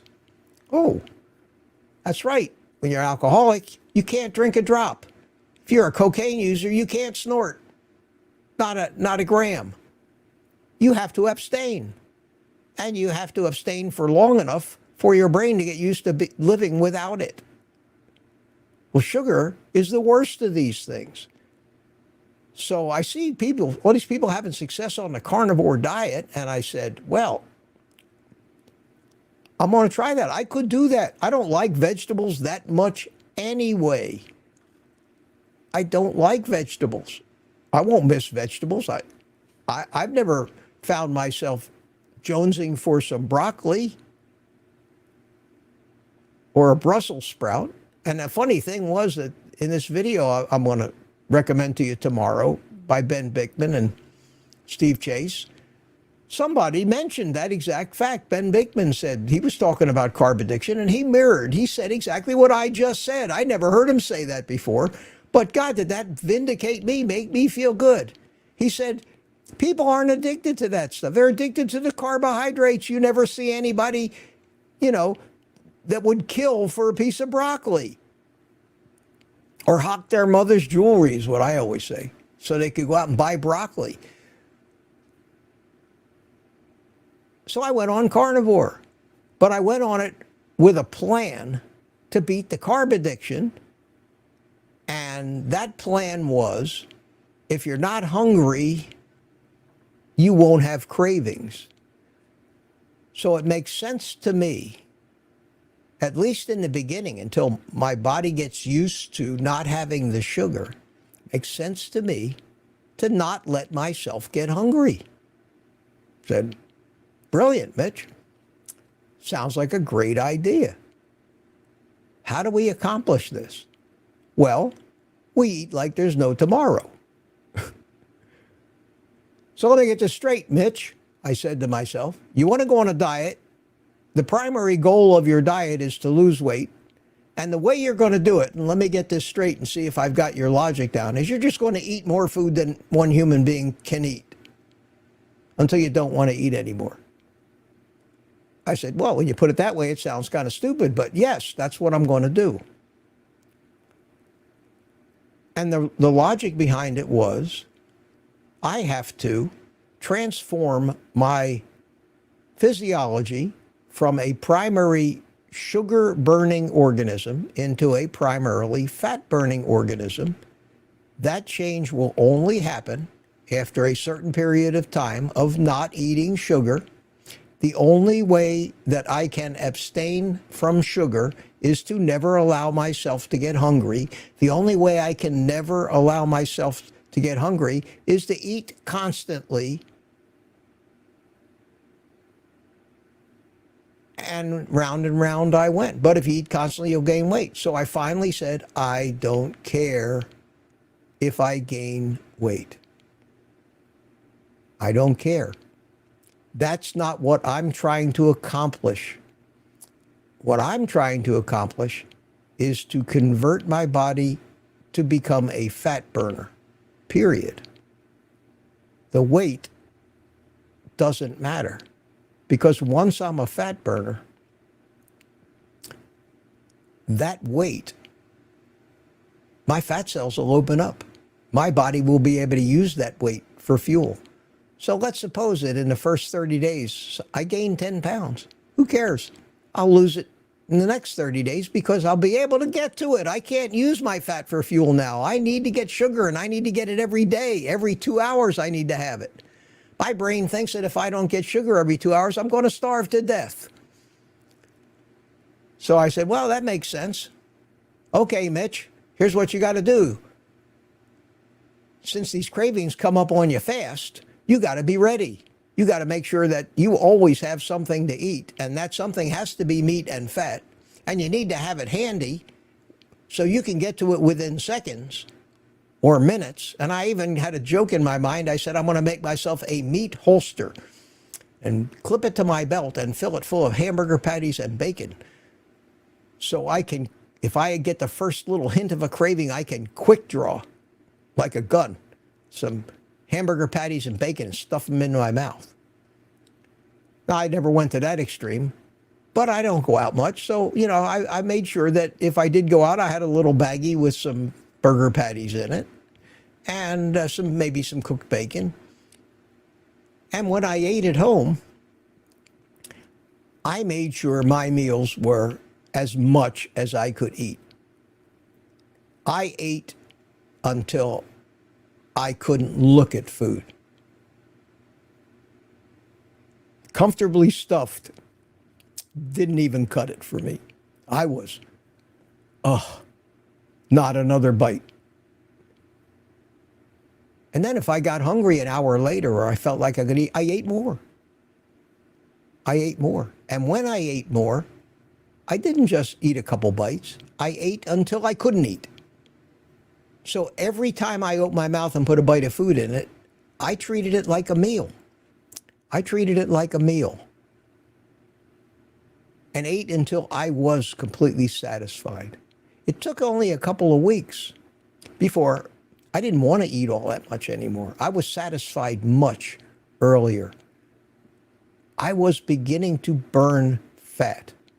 I continued this way for about a month. By the end of the month, I was eating a normal amount of food, never being hungry. I ended up losing 10 pounds or something like that. I thought I was going to gain 20 pounds following my little plan. It worked. The first time in my life, it worked. It worked.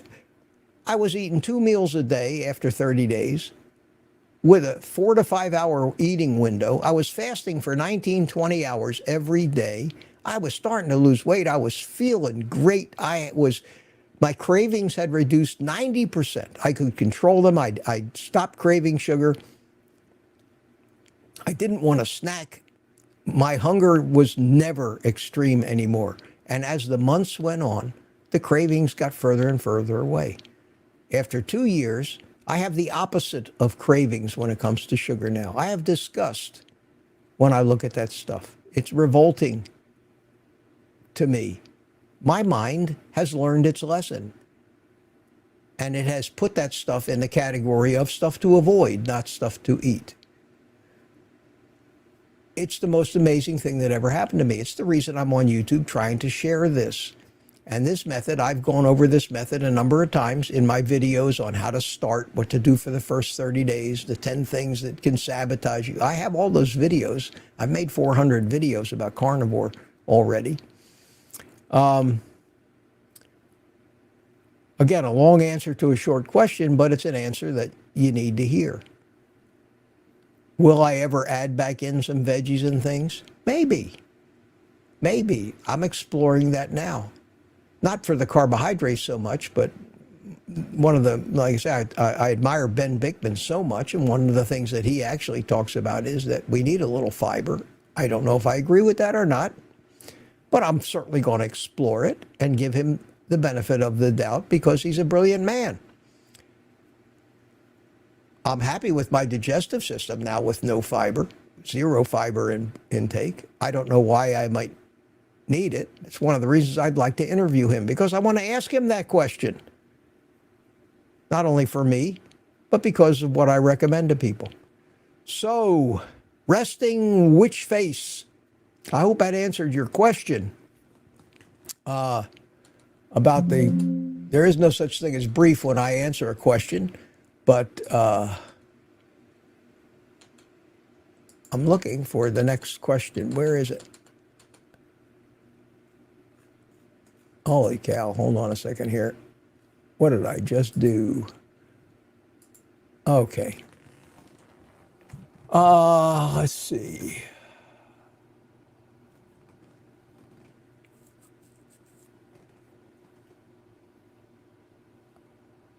Ricky Lee, I have a question up here. I may have missed a few questions, but I'm going to get back to them. And hey, resting which face, I hope that answered your question. There's a story of my life on the diet, how I learned what I learned, and it worked for me. That's why I recommend it. And I have all the videos out there about that.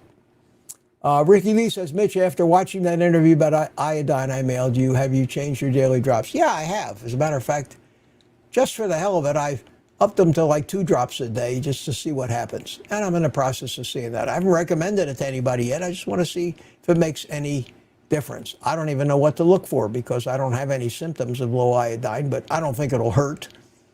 I don't think I could overdose on it. But, yeah, you know, 1 drop, 2 drops. There are people, I think you told me you're taking 8 drops a day or something like that. So, yes, thank you. I did modify it a little bit because of that. And we have Nick Jones' question. The best kind of dairy is kefir fermented milk as lactose is fermented out. Yeah, if you got to drink milk or you got to drink dairy or you got to do something, kefir is certainly better than just plain old regular milk. I don't do it. Anybody's free to do it who wants to. Robert Haug says, question, I never will buy chuck steak again. The dog couldn't eat it. Would you buy it? He loved Michigan, 77 10. Yeah, I buy chuck. If it looks pretty good and I'm going to slow cook it, I like the way it comes out. I don't buy into this crap that these people put out saying that how to make a chuck steak like a ribeye by sous vide. You know, it's not going to be like a ribeye. I tried that a couple of times and was sadly disappointed. But if you take a chuck steak and put it in a slow cooker or sous vide it for 36 hours and then do something with it, like I did, make the cubes, make soup out of it, it comes out great.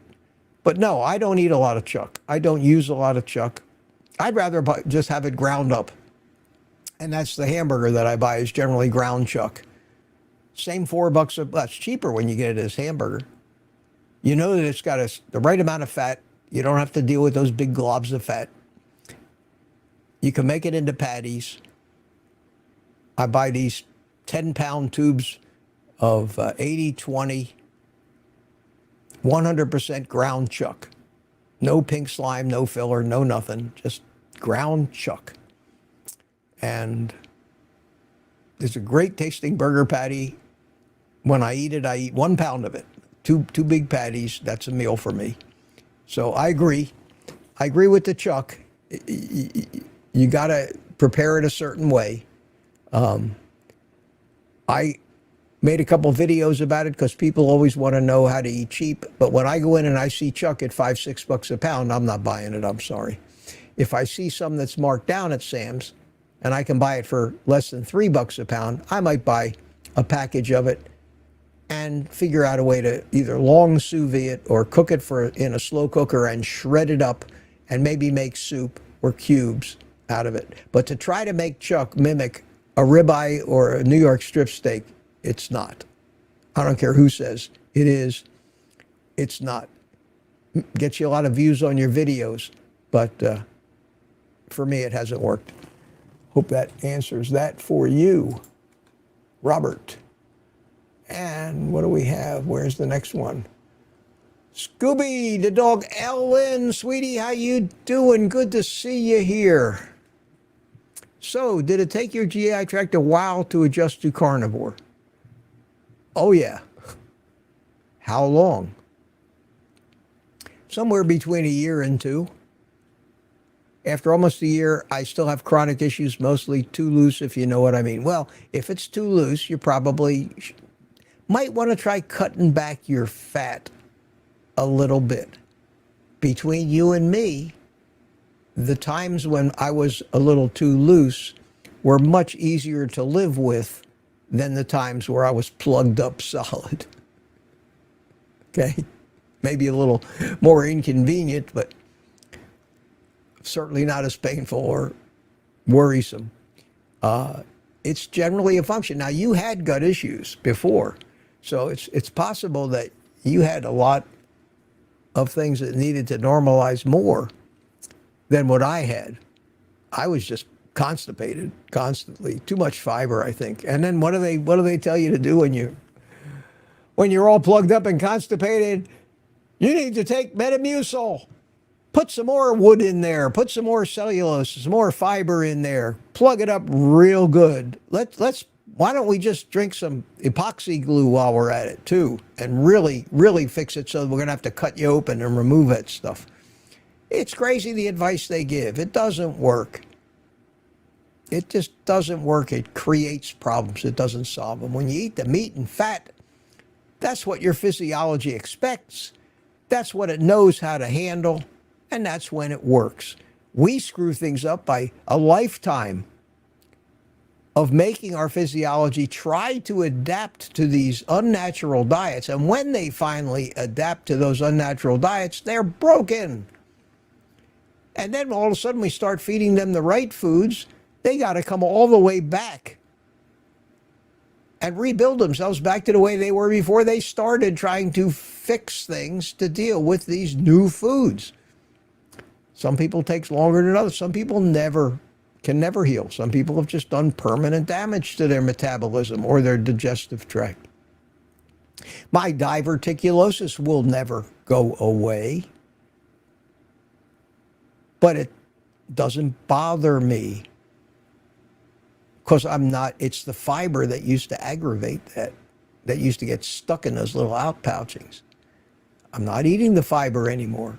Stuff goes through me easily, predictably, but it's been 2 full years, and sometime between the first year and second year is when, and you don't pay too much. When that stuff works, you don't pay a lot of attention to it. You only pay attention to it when it doesn't work.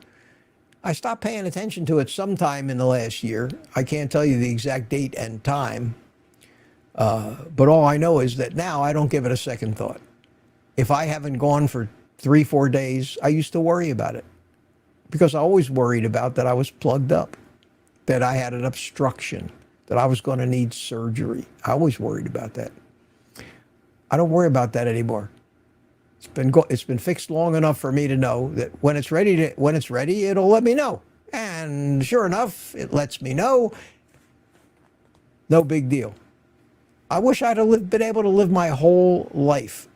Do you know how much Senna? You know what Senna is? It's a laxative. How many Senna capsules I used to take every friggin' day just to be able to clean myself out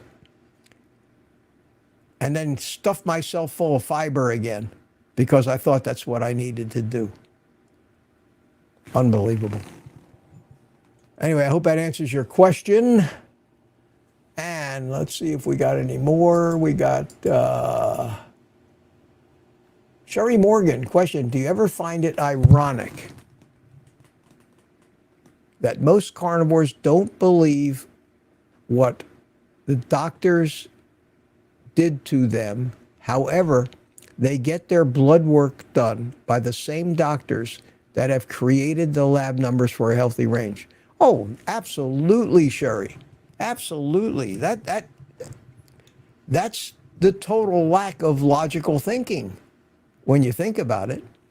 Here you're going to a doctor. It's why I hate the thought of even going to doctors. I think I'm better off staying home and giving whatever I think is wrong with me a chance to fix itself, like I did when I had that little pain in my chest. Most people would have been running to the cardiologist. Doc, I got a pain in my chest. You need to, well, the cardiologist is going to start doing all kinds of shit, and they're going to find something that they need to fix and charge you a lot of money for. They're going to prescribe a shitload of drugs for you to start taking. We're going to need to put you on blood thinners. We're going to have to put you on a statin because your cholesterol is too high. We need to get all that. None of that stuff had anything to do with that little pain, in my case, which was an upper respiratory thing, which had nothing to do with my heart or circulatory system. But they're not going to do that. They're going to treat what you have like what 80% or 90% of the population has. And they'll do you more harm than good and probably break something in the process. I'm scared to go to a doctor for anything. I had a friend that was like that. He had a cancerous thing on his head that, and he was 75 when he died. He committed suicide finally. He hated doctors. He wasn't that knowledgeable. He just wouldn't go to doctors. Never. Period. I'm not going to a doctor. And he had this big growth on his head that obviously was brain cancer of some sort. Ugly thing, and he wouldn't do anything about it. Well, got to the point where he finally went to a doctor, and the doctor told him he was terminal, and he went out and climbed into his pickup truck, drove down the road, and shot himself. And he probably had less grief than if he had let the doctor do something for him. Maybe that's the best way to go. I don't know. But when I look at the atrocities, now doctors do some good. I can't knock it. We need doctors. If I break something, I want them there to fix it. I broke my wrist. I had a very talented hand surgeon. I got a steel plate in here with a bunch of screws. My wrist has been fine ever since. I went to physical therapy for a couple of months, and other than this scar that I've got running down along the bottom of my wrist, everything's fine. Yes, you need doctors for that. When I hit my head and I got a brain bleed and ended up having a subdural hematoma and had to have, when I look in the mirror, when I look in this thing, it's on this side, when I had to have half of my skull cut out. I needed doctors for that. I could have died. I might have lived. It might have resolved itself. But they saved my life. There's no doubt about it. And then they tried to kill me with the food they fed me in the hospital. 100% sugar. Because my cholesterol was high. No meat for this kid, no eggs, no fat. Nothing but cereals and skim milk and pastries and dry toast and all of that other good stuff. It's crazy. It's crazy. Here, I've shown you I've shown all of you this before, but I'll show it to you again. This is Mitch the baseball. That was me 3 years ago, about 4 days after my surgery. Pretty cool, huh? I think I look like a baseball.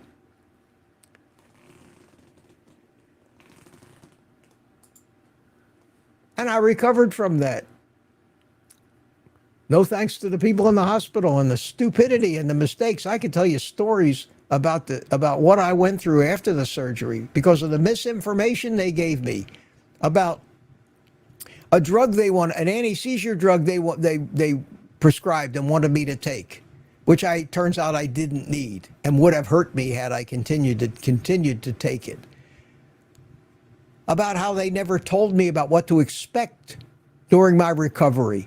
They didn't tell me not to expect to have episodes of the same symptoms that I had that brought me in the first place. The aphasia, being unable to put sentences together. Can you imagine me being unable to put a sentence together? Wow, that's the scariest thing that ever happened to me. Of the loss of balance, memory. Oh, my memory was going crazy for a while because that almost 1 inch thick blood clot under my skull had compressed my brain enough to affect all these different functions, especially speech, memory. They didn't tell me it's going to take a week or two for your brain to expand back out and these symptoms start to go away. So they sent me home from the hospital. I started having all the same symptoms again. I panicked. Next thing I know, I'm in an ambulance going back to the hospital. I spent another 2 days in the hospital having a myriad more tests, only for them to tell me, oh yeah, they should have told you that you were still going to have those symptoms. They don't know what the hell they're doing. You better be in really bad shape before you put yourself in the hands of the medical community and sign away your rights. You better be in very bad shape. Well, listen, my friends, it is 5 o'clock. I've been at this for 2 full hours. I'm still going strong. We still got quite an audience here. But I think it's time for me to call it an afternoon. I've had a good time. I probably missed a few of your questions. Thank you.